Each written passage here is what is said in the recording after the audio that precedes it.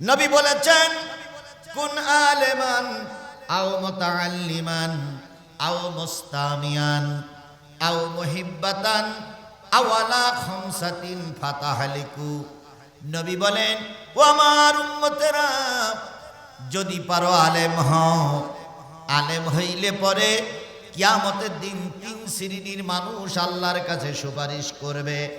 1 নম্বর সুপারিশ করবে নবীগণ তার উম্মতের জন্য। 2 নম্বর সুপারিশ করবে শহীদগণ তার পরিবারের জন্য। 3 নম্বর সুপারিশ করবে আলেমগণ তাদের অনুসারীদের জন্য। আলেমদের সঙ্গে যারা মহব্বত রাখে, আলেমদের সঙ্গে যারা চলাফেরা করে, কিয়ামতের দিন আলেমদের সঙ্গেই তারা জান্নাতে যাবে। তাহলে 1 নম্বর যদি পারো কি হও, আলেম হও। আমাদের ভিতরে কওমি গ্রুপ থেকে কাফিয়া পর্যন্ত পড়া, আলিয়া গ্রুপ থেকে আলেম পর্যন্ত পড়া, হেফজখানার থেকে হাফেজ হইছেন, এরকম কারা কারা আছেন একটু হাত তোলেন তো। কাফিয়া পর্যন্ত পড়েছেন, আলেম পর্যন্ত পড়েছেন, কোরআনের হাফেজ হয়েছেন, এরকম কারা আছেন একটু হাত তোলেন তো। তাহলে দেখেন তো কয়জন। আল্লাহ নবী জানেন যে তোমরা সবাই আলেম হতে পারবা না, এই জন্য নবী বলেন ও মুতাআল্লিমান, তোমরা ছাত্র হও। ছাত্র হইতে হইতে শিখতে শিখতে যদি মারা যাও, কিয়ামতের দিন ছাত্রদের সঙ্গে তোমার আল্লাহ জান্নাত দিয়ে দেবে। তাহলে আমরা আলেম হতে পারিনি, ছাত্র হতে পারবো কি পারবো না? সবাই পারবো না, কারণ এখন বয়স হয়ে গেছে, এখন আর আলিফ বাতা মুখস্থ থাকে না। সারাদিন ধরে পড়ি, সকালবেলা ভুলে যাই, সারা রাত ধরে পড়ি, সকালবেলা ভুলে যাই। এখন আর ছাত্র হওয়া যাবে না, এটাও আল্লাহ রসুল জানে।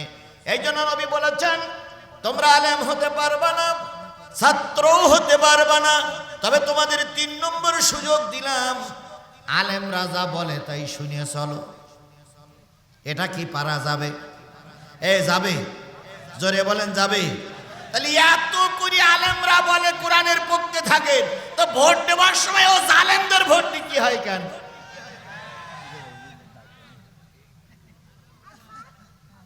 আমরা কি বলিনি যে এই শেখ হাসিনা ফেরাউনের বাচ্চা? এ কথা এর আগে বলিনি? এই কথা বলেন বলিনি? তাহলে ওই শেখ হাসিনা টিকলো কি করে?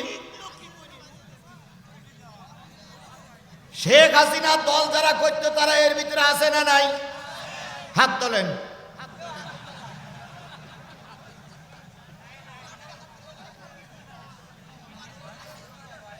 আপনারাই বললেন আছে, এখন হাত তুললি সমস্যা কি? তোলেন।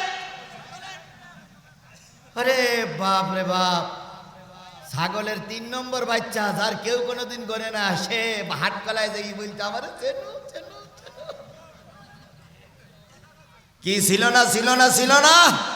আরে বাপ রে বাপ, ওয়ার্ডের সভাপতি থানায় গেলি ওসি সিআর ফেলেই মেরে দৌড় মেরত। কয় আওয়ামী লীগের নেতা আইছে, তারা এখন এর ভিতরে মাথা নিচু করে বসে আছেন কেন? আপনি এত বাঘের বাচ্চা, হাত তোলেন। চলবে? তাহলে আলেমের সঙ্গে দেখেন, আওয়ামী লীগের সঙ্গে মহব্বত রাখার কারণে শেখ হাসিনা পালাইছে, কর্মীরাও। আবার ওনারা শুনতেছি মাঝে মাঝে শোনা যায় আইবে, কি তাই শোনা যাচ্ছে না? এই শুনতেছিলাম উনি বাড়ি এসে ঈদ করবে।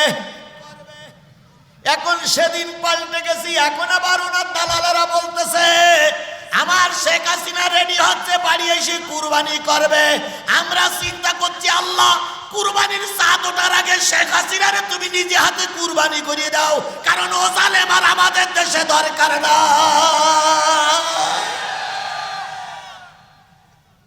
কুরবানির চাঁদ ওঠার আগে 2টো জিনিস কুরবানি হোক। একটা হলে ইসরাইল কুরবানি হোক। কারা কারা আমার সঙ্গে একমত হাত তোলেন? কুরবানি চাঁদ ওঠার আগে ইসরাইল কুরবানি হোক। কারা কারা যাচ্ছেন হাত তোলেন, হাত নামান। আর কুরবানি চাঁদ আসার আগে যেন শেখ হাসিনা কুরবানি হয়। বাস। যদি বলেন হুজুর শেখ হাসিনার কুরবানি দেবেন কেন? এই জন্য কুরবানি দেব, প্রতিটা রমজানে আসল শয়তান কি থাকে? বন্দি থাকে না? এই কথা বলেন, আসল শয়তান বন্দি থাকে না? কিন্তু ছোট শয়তানরা ছেড়ে দেওয়া থাকার কারণে দ্রব্য মূল্য কমে না, বাড়ে। তারপরে কি হয়, রোজায় বিভিন্ন ঝামেলা হয়, মালপত্র পাওয়া যায় না, অ্যাক্সিডেন্ট হয়, মানুষ মারা যায়। বলুন তো এ রোজায় কি এরকম হয়েছে? এ রোজা কি বড় শয়তান বন্ধ ছিল না? ছিল, কিন্তু এ রোজায় অরাজকতা হয়নি কেন? হয়নি একমাত্র কারণ শেখ হাসিনা শয়তান বন্দী ছিল, আরো ছোট শয়তানগুলো বন্দী ছিল। এই শয়তান বন্দী থাকার কারণে এবার আর রোজায় তেমন সমস্যা হয়নি। এই জন্য দোয়া করতেছি, আল্লাহ কিয়ামত পর্যন্ত এই শয়তান যেন আর বেরোতে না পারে।